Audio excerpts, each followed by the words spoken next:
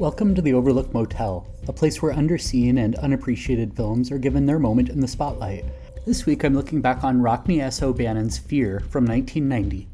Fear is in the vein of films like Eyes of Laura Mars, in that it centers on an individual with second sight with a connection to a violent maniac, but unlike a lot of similar themed efforts, Fear has been largely forgotten by the moviegoing public, and that's a shame because it's a riveting psychological horror thriller that is well worth the price of admission. Fear follows Casey Bridges, played by Ali Sheedy, a psychic medium and prolific nonfiction writer, as she works with law enforcement to capture a murderous madman. But when the culprit proves to also possess the gift of second sight, the case takes a dangerous turn that finds Casey putting her life on the line. While we've seen this basic setup done several times before, Fear gets enough right to be legitimately enjoyable, and the always likable Ali Sheedy does solid work in her turn as Casey.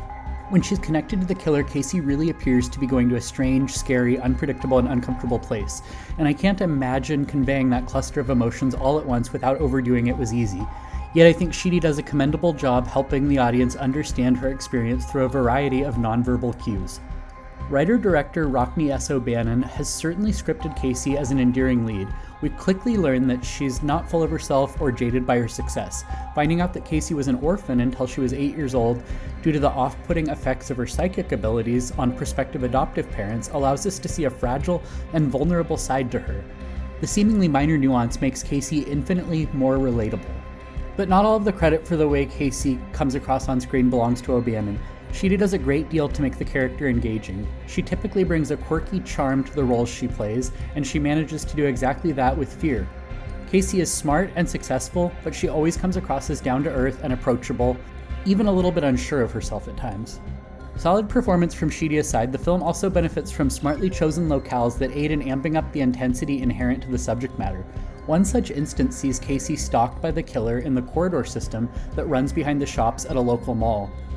Anyone that's ever worked at a shopping center likely remembers just how dark and creepy those hallways tend to be. Additionally, although it's not particularly groundbreaking, the finale makes effective use of its carnival setting. Some of the attractions play into the narrative, and they're used to great effect. In concert with an effective score and thoughtful editing, the film's climax plays out as thrilling and fast-paced. If you haven't seen this tale of psychic terror, you're not alone, and that may have to do with the film's botched release strategy. The flick was shot with the intent of going theatrical, but ultimately made its debut on the Showtime network and later bowed on home video. To this day, Fear has not been granted a splashy physical media release. The flick bowed on DVD as a double feature with Parents, but it deserves better than that.